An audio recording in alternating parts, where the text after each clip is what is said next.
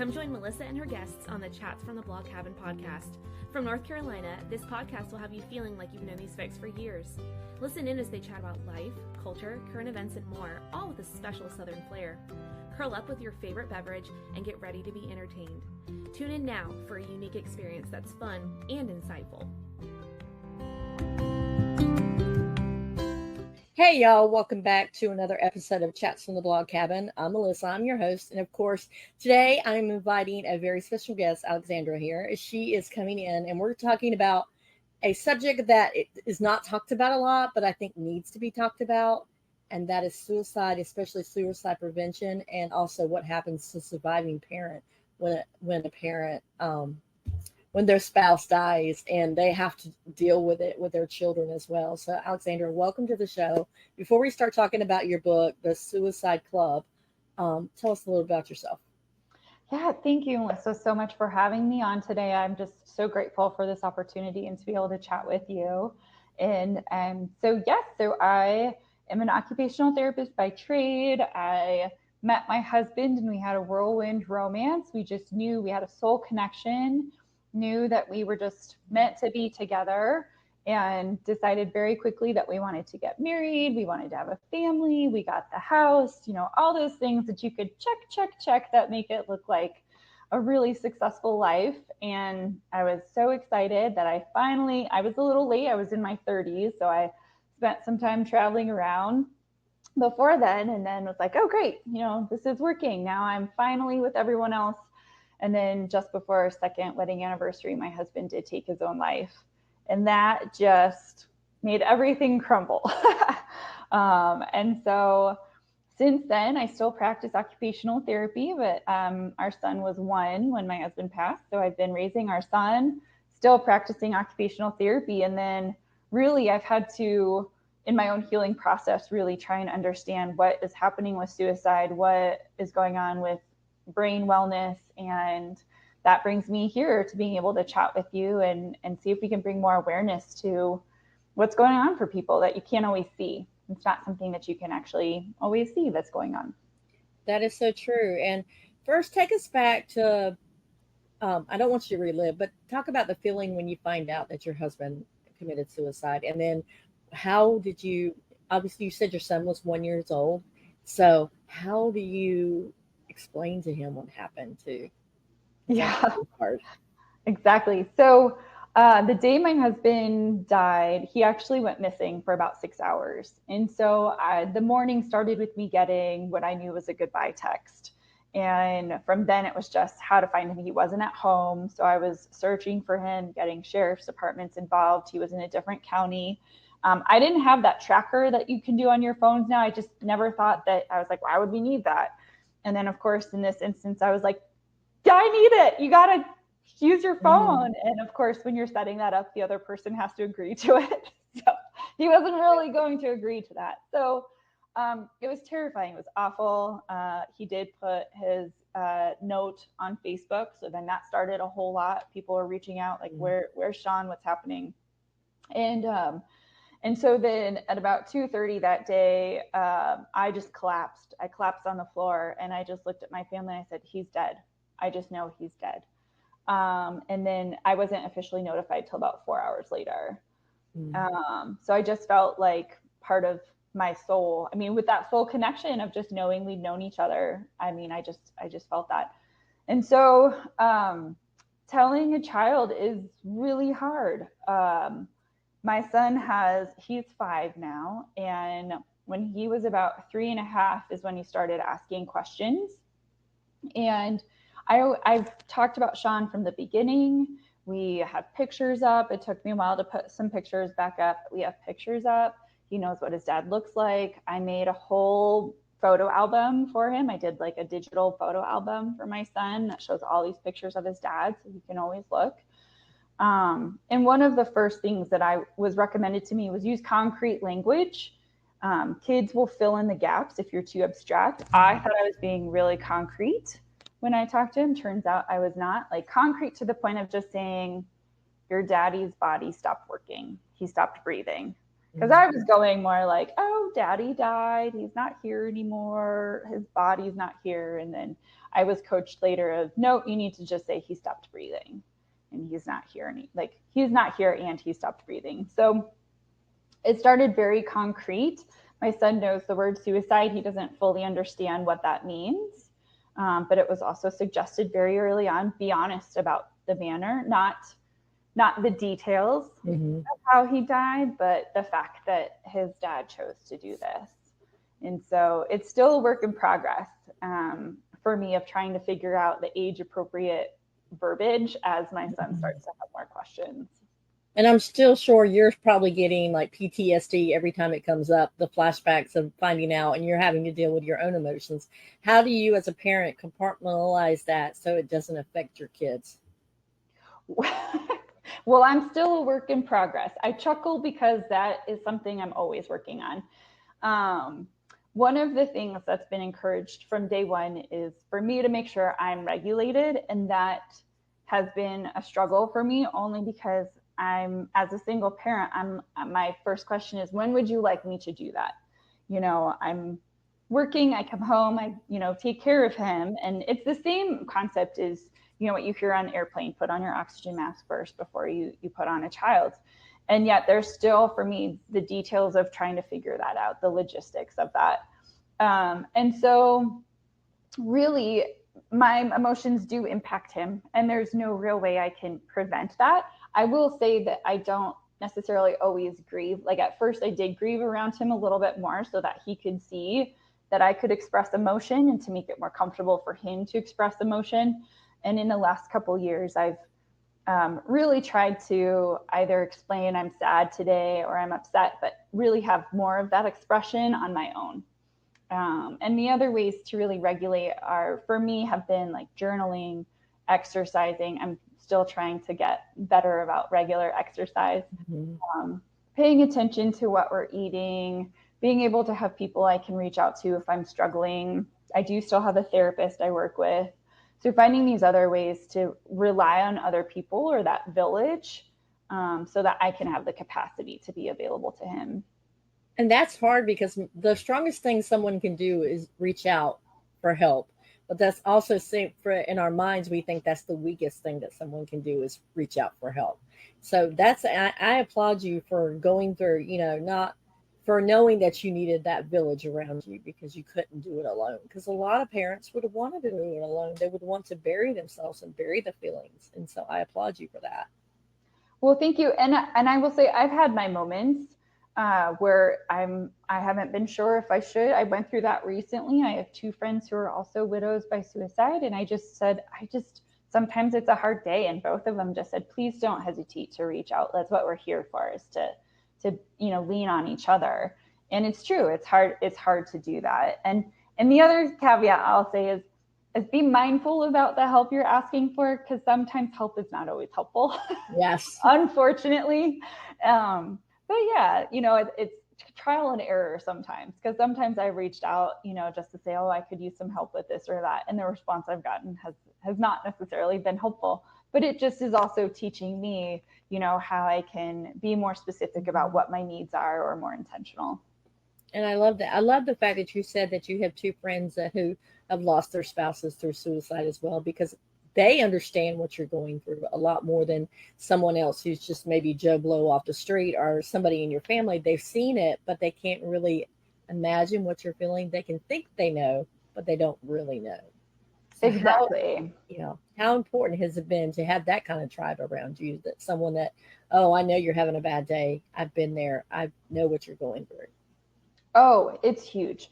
The thing I find about grief is it can be very isolating, not just from a death by suicide, any sort of grief. And grief can come up even from not a death. Like you can have grief with just a major life change, and it can feel isolating. And what combats that is that connection. Unfortunately, that kind of connection, right? So yeah. I've been, since 7 weeks after Sean died, and we're going on 4 years now, I have been participating in a support group, and it's specific to suicide survivors. And that is, for all of us there, we just know, we don't have to explain. There's just a knowing, just like you would with any community. there's just a knowing and an understanding. And sometimes I'll think, oh gosh, it's group night, I don't want to go. And then as soon as I go, I'm like, oh, okay. Like I can relax. I can almost let some of the tension go throughout the day, because to your point, Melissa, people want to be helpful, but there's also a fix it mentality. There's this idea of like, how do I fix your pain, right? No one wants to feel pain. It makes us all feel uncomfortable.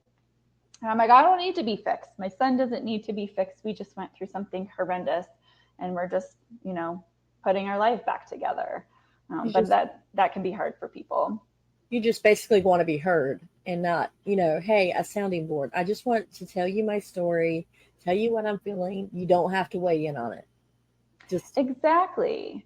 And I think also one of the things that I've come up to that I don't think really happens with other types of death is that it scares people. Suicide scares people. And the thought of potentially losing a loved one that way scares people. And so I found that for some people that I knew that I thought would be right there with me, being around me was too much, and they needed separation almost to say, well, that won't happen to me. Here's why.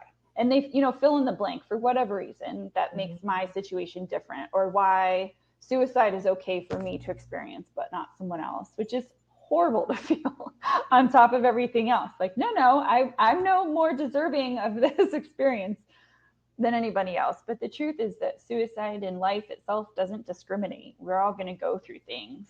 And there are ways to encourage prevention. I just don't know if there's really that magic thing that will prevent it for all people. Now, going forward with your husband, did you see any signs, or looking back, did you see the signs? No, and honestly, I'm someone who doesn't fully, unless someone is really verbally, overtly coming out and saying, this is what I'm thinking of doing.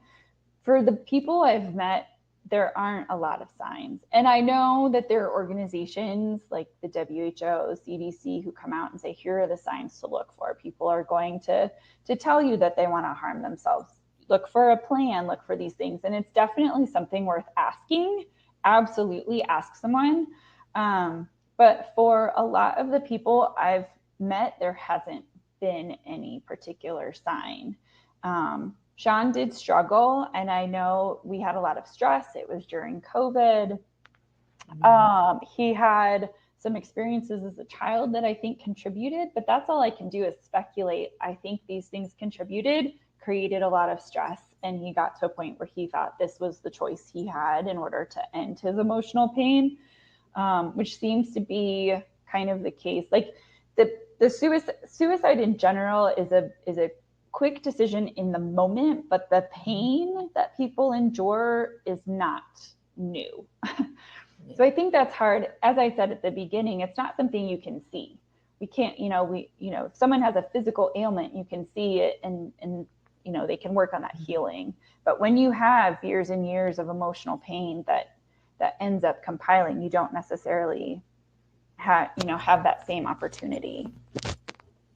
Now, I know a lot of people that I've talked to that they've had loved ones commit suicide. They almost have like the survivor's guilt. Like, why didn't I see it happening? Why didn't I know this was going on? Did you have any of that?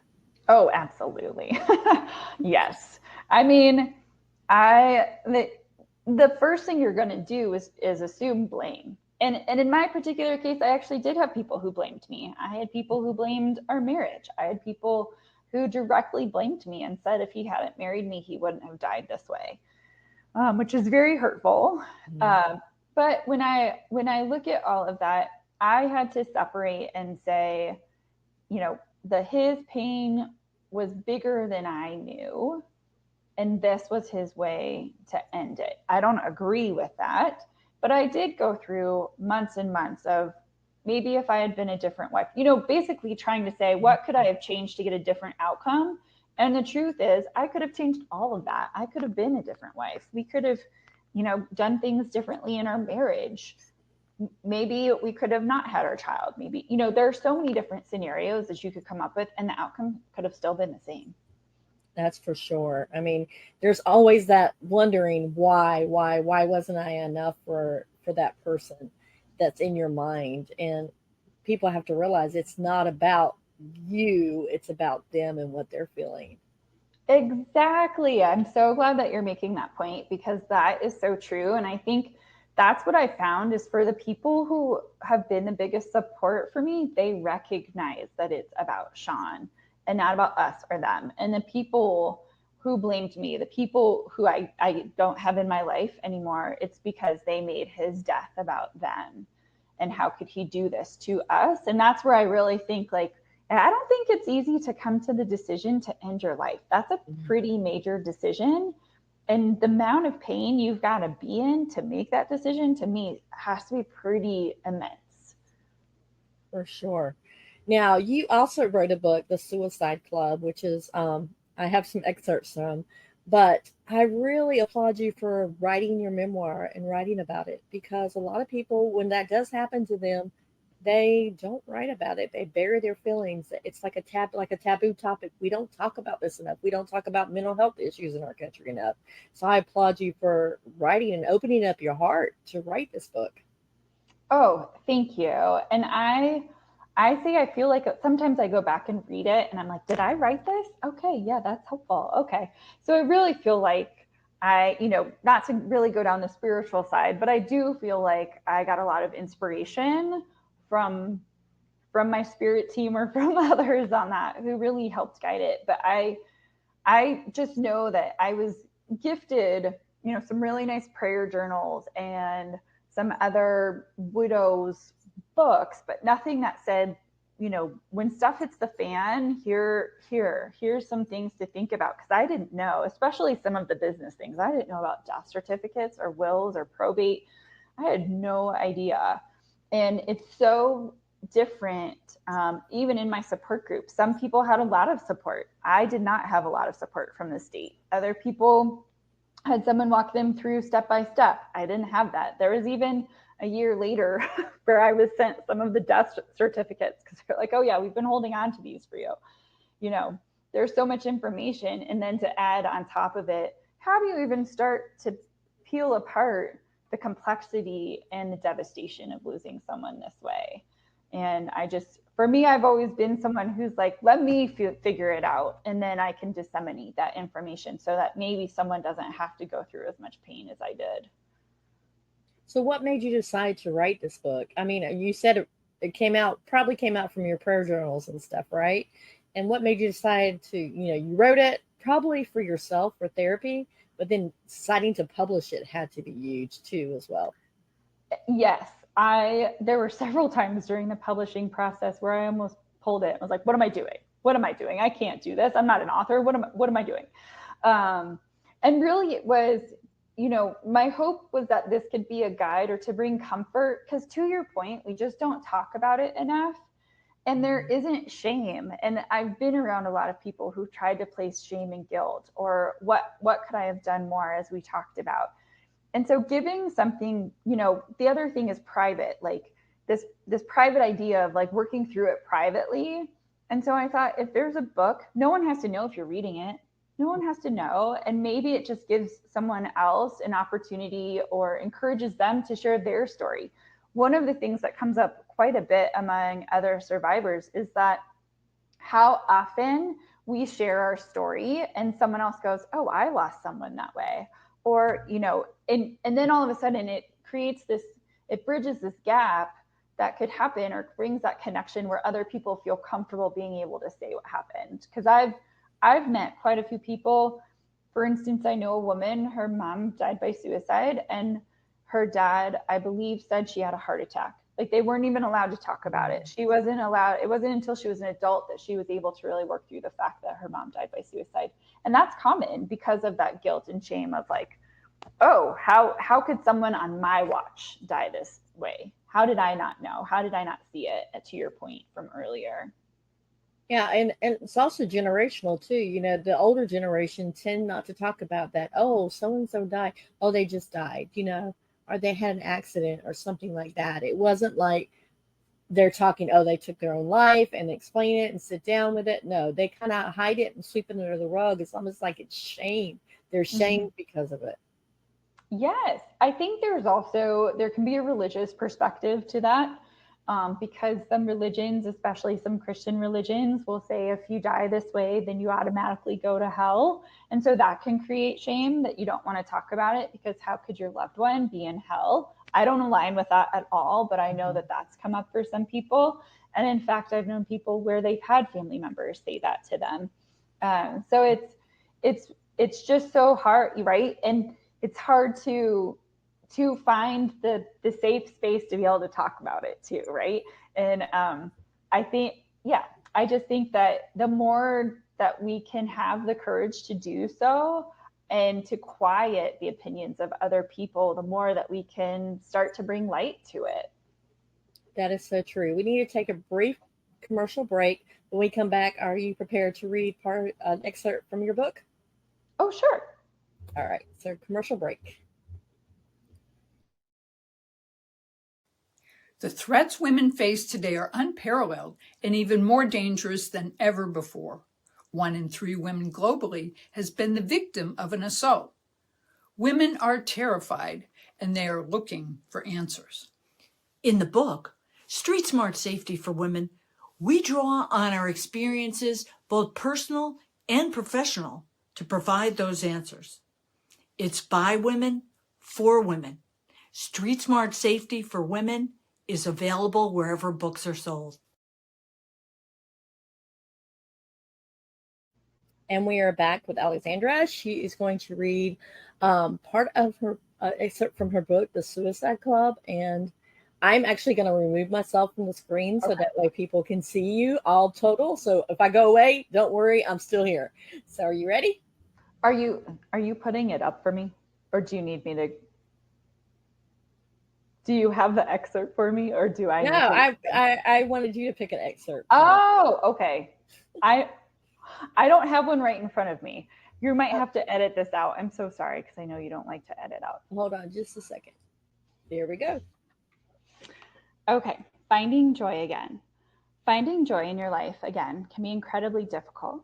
This can bring up thoughts of guilt over the notion that you're leaving your loved one behind, dishonoring their memory, or trying to forget them. Finding joy does not equate to any of these things. I miss Sean every day. I wake up thinking about him and go to bed thinking about him. The truth is, he left us. No matter how well I understand his decision or accept what has happened, the fact remains that he left us. My finding joy again in life does not mean I wouldn't give anything to see him again, or redo his last day, or to have had a different impact on him.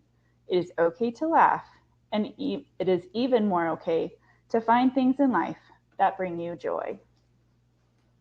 I love that. Now, what was the response of people, especially family members? I know you probably got a lot of response from them when you wrote this book and said, hey, I'm going to publish it.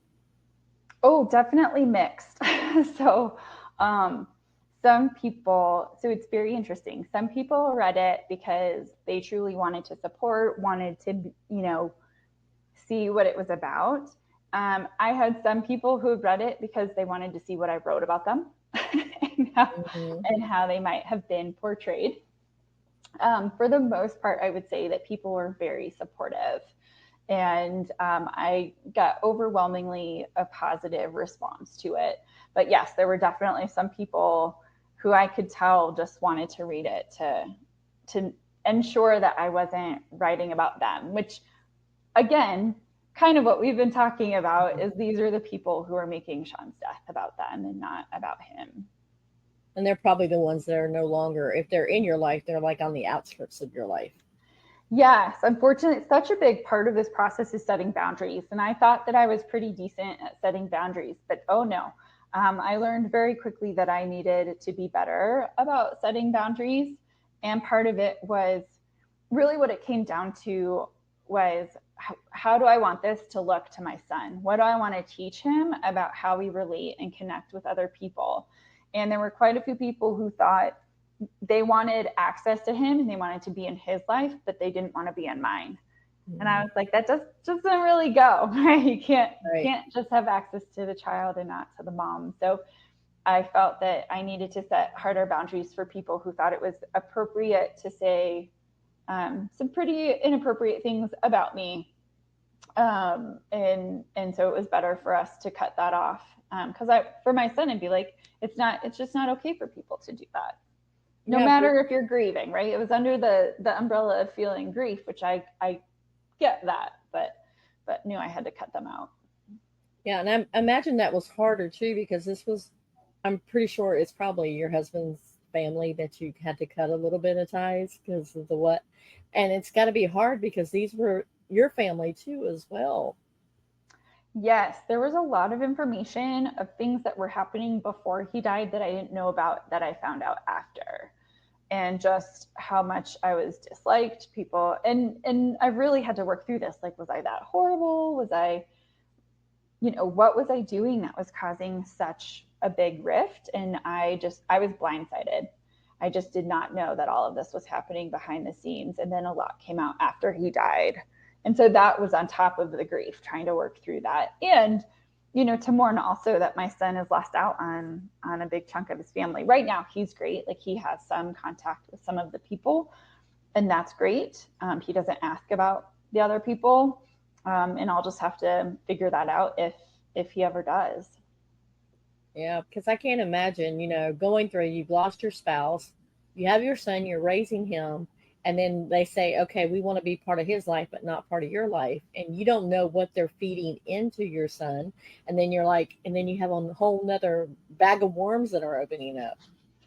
Yeah. Yes, you say it so nicely and succinctly. But essentially, yeah, I was like, wait a second, if you're, it didn't have to be so black and white. And I think at that time, that's just how it felt. Like, wait, you're saying all of this out here, for social media and for all these people, and yet you're telling me something very different. It was just, people were saying, oh, we're here for you. But then I'm finding like posts on Facebook that were definitely showing that they weren't. And there were gatherings that were happening where I was intentionally left out of that were all for Sean. And it was like, oh, we want your son to come, it didn't make sense to me at that time. And so it was just better for me to really, it was not easy to set those boundaries, but in the long run, it ended up being better for us. It's better for your mental health, because if blame kept getting pushed on you, and I know you said in your book, I will say this over and over again, people who have lost a loved one to suicide are more likely to die. Write it out, cry it out, scream it out, don't keep it in. I personally have not contemplated suicide since Sean's death, but I completely see why people would. And I think that's important to know, because a lot of people go through this grief and they blame themselves. And then you have family members piling on the blame on you as well. It can get overwhelming. Absolutely. And it's very easy to get stuck. It's just it just is. And it's not an enjoyable process. I think when you can work through and start to heal a little bit and get to that side. Now, my grief process isn't over. I was so hopeful when I was like, let's do this. I'm going to bang this out. I'm going to do this therapy. I'm going to do these things, and I'm going to get to the other side of that. But the truth is, it just doesn't work that way. However, when you can work through some of the healing to actually experience a moment of joy, it's remarkable. And it just continues to help encourage, at least in my story, it has helped encourage me to keep going with that healing so that I can feel those other moments of joy. And the process is not enjoyable. It's hard to go through grief. It's hard to face healing. Often what I found is that to grieve currently, you have to grieve things in the past, no matter what they are. So if there are experiences you've had in the past that you haven't faced, those are going to come up. And so it's a lot of work. It's definitely worth it. But especially with grief and grief with suicide, it's just very easy to get stuck and not be able to work through it. And so I think that's what, contributes to that higher possibility of individuals also dying that way. Now, I want to go back to something that you said earlier in the interview, that when you were going through the process of publishing your book, there were several times that you wanted to pull it. You didn't want it published. How did you work through it to actually have the courage to say, okay, I'm going to give it, I'm publishing it, I'm not taking it back? What was your final deciding factor on that? Yeah, I ended up, I'm a believer in pings. So I believe you get like these ideas, or that someone, you have a conversation with someone and you're just meant to have that conversation, kind of like this. Like, I feel that you Mhm. and I were meant to meet on this day at this time. And that kind of happened where I had a series of conversations with people. And one of them in particular, she's a friend, and we don't talk very often, but I ended up having a conversation with her, and I was like, you know what, I don't think I can go through with this. And that's a lot of that imposter syndrome. Like, who am I to do this? Who's going to read my story? How is this going to impact anybody?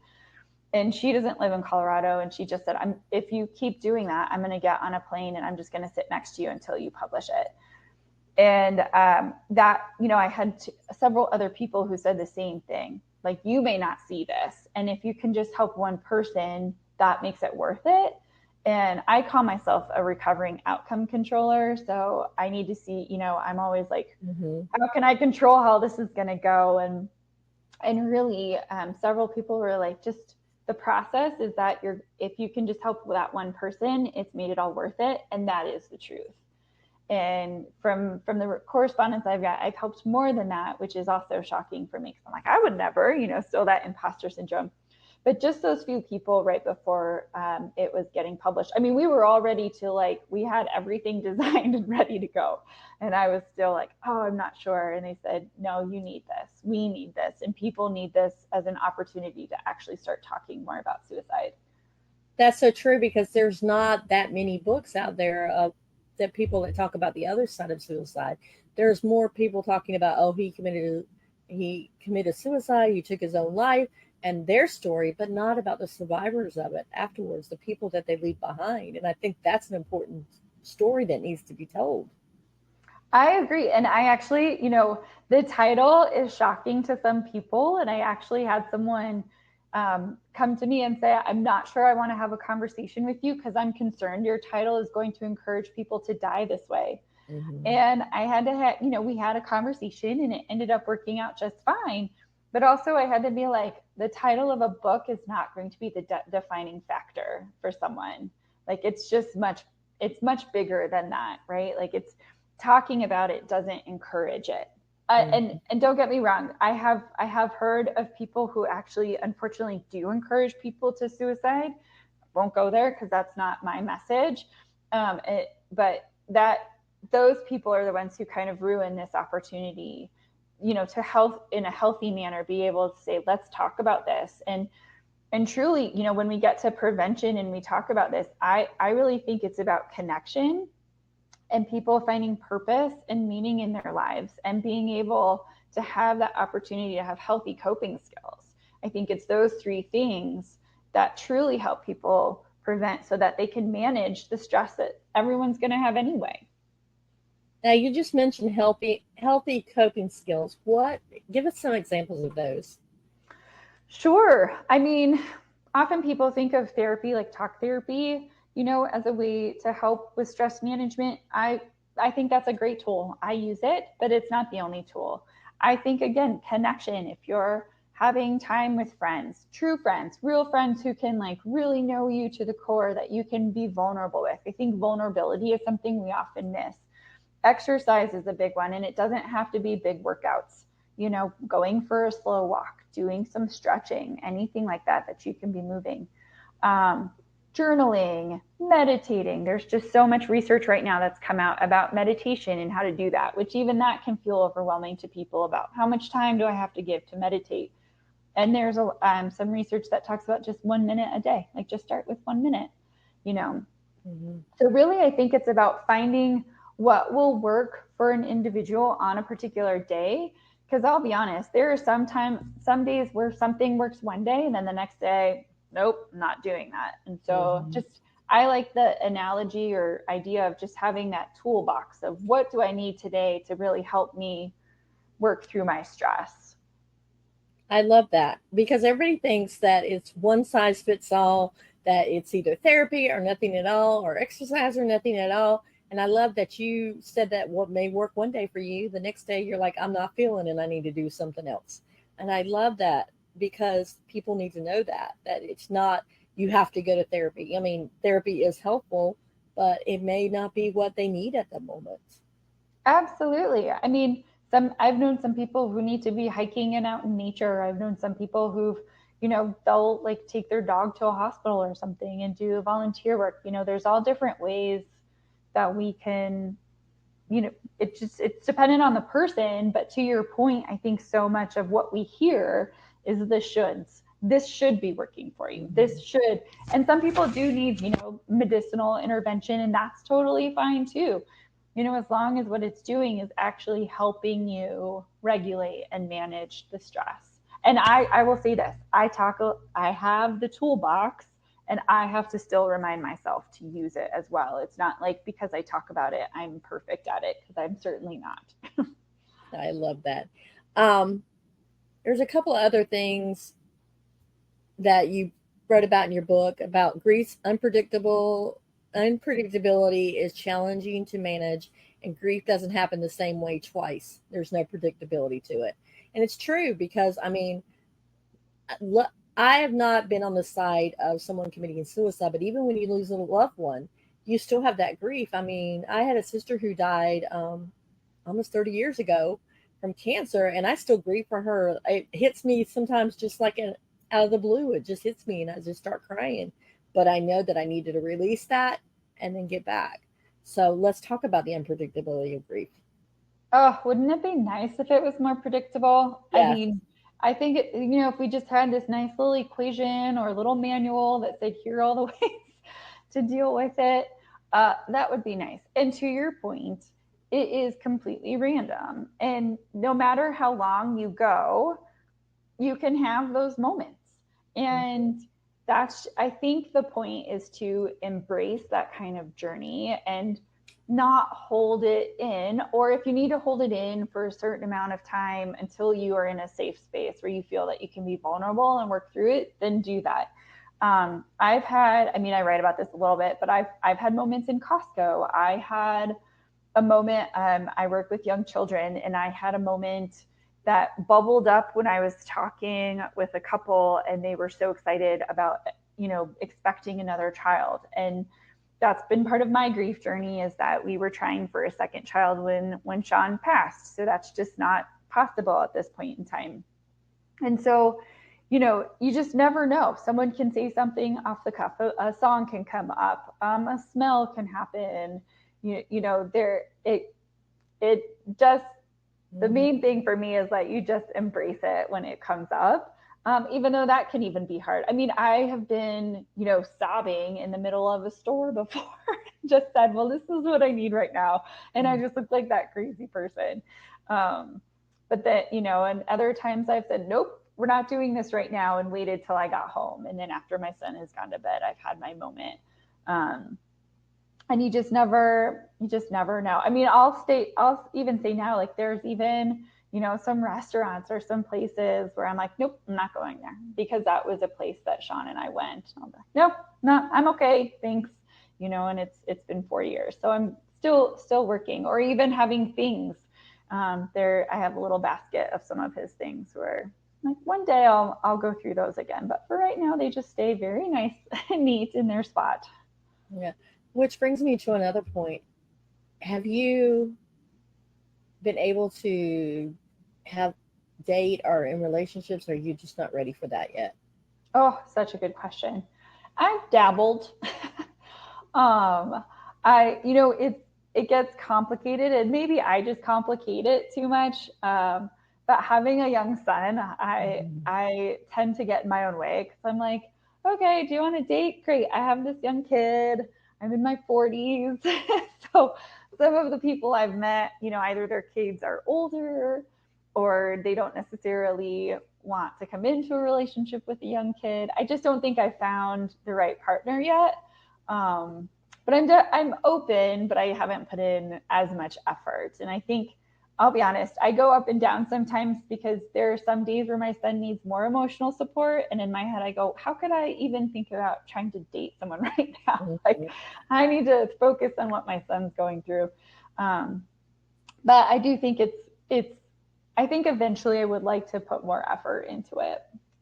But is there a thought in your mind that I don't want to put myself out there because I don't want to hurt like this again? That comes up a little bit, I think initially, but I also think part of my healing process has been shifting my mindset a little bit. Because I think when this all started, I had this mindset like, here, kind of as I mentioned at the beginning of the episode, where it was like, here's this checklist, like, here's this list of things. You get this nice, beautiful box when you're born that says, this is what a successful life looks like. This is what you follow.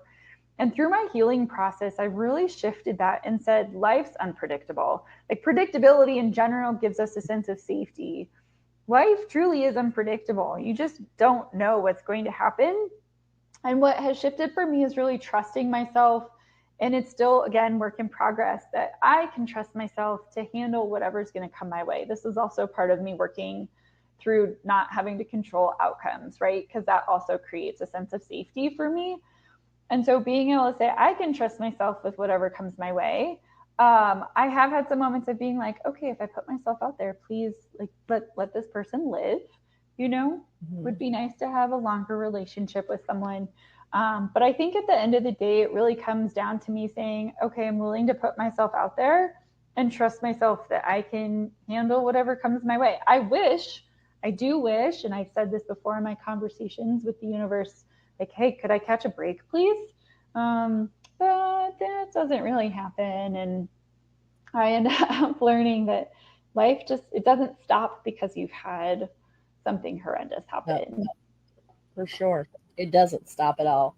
Right. Now, our time is almost up. I know we've got a lot. We brought a lot out, and there's still a lot more that you probably could say.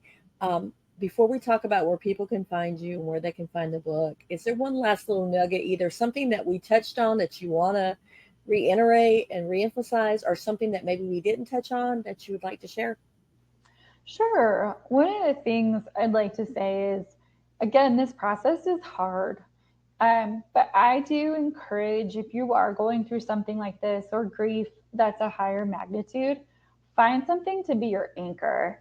Find something that's your reason to get up. Even if you're getting up just to go to the bathroom, getting up just to get something very small to eat, like, it's your reason, and let that reason continue to grow for you. And that you can do this. It's, again, like, there are people like me, there are people like Melissa who are here to help guide you and to know that you're not alone. And I'm assuming your anchor was you making sure that your son was okay. Absolutely. I knew from day zero, I was like, oh boy, like, this is something that's going to impact us, but I'm not going to let it dictate us. And probably with him being younger when your husband committed suicide, he probably doesn't have a lot of the memories. I can imagine it would be a lot harder for parents whose kids are a lot older, that they do have memories of their moms or dads. Yes. I think no matter what, kids have their different struggles, but for the kids that I know that are older, it's harder for them to conceptualize it. They still go through a process of internalizing that they were part of the reason, but definitely kind of the attachment to those memories is different. So where can people find you? Yes, so I do have a website. It's forwardtojoy, all spelled out.com. You can reach me there. I'm also on Instagram at forwardtojoy, so please feel free to reach out at any point in time, and I'd love to connect. And your book again? The Suicide Club, What to Do When Someone You Love Chooses Death. And then I also do have a podcast, Forward to Joy. You can see there's a little theme. Your podcast, does it talk about suicide, or does it talk about grief, or what does it talk about? Yeah, it's mostly just talking about grief and suggestions and tools and resources for others going through this process. And then I also am starting to have more guests come on and share their stories, just to really know that, others can hear my story, but now they can hear other stories so that they know they're not alone. Yeah, because, man, that's the biggest thing is when you go through grief, because, out of my original family of 6, there's only 2 of us left. And it's like hit from 1995 2015, we lost my dad. 2022, we lost my oldest sister. And then last year, we lost my mom. So it's just my sister and I now. So I know what grief is all about. And you grieve differently each time it happens, too. It's the relationships that you have with people that you grieve as well. Exactly. Yeah. I'm so sorry. That's just so much loss right there. Mm-hmm. And you're right, you do. And they say that the amount you grieve is dependent on the love, but it's also, that to your point, that relationship and what you had with that person. And it's hard. It's doable, but hard. But hard for sure. So, guys, I will put in the show notes everywhere where you can find Alexandra, as well as her book, The Suicide Club: What to Do When Someone You Love Chooses Death. Thank you so much for coming on, and I would love to have you back on to chat more about this, because I think this is a very important subject that is not out in mainstream media that people need to start talking about. So maybe we can raise some awareness, get mental health, out there for people who need it, because that's important. Oh, I would love that. I've enjoyed this so much, Melissa. Thank you so much. All right. So, guys, until next time, bye.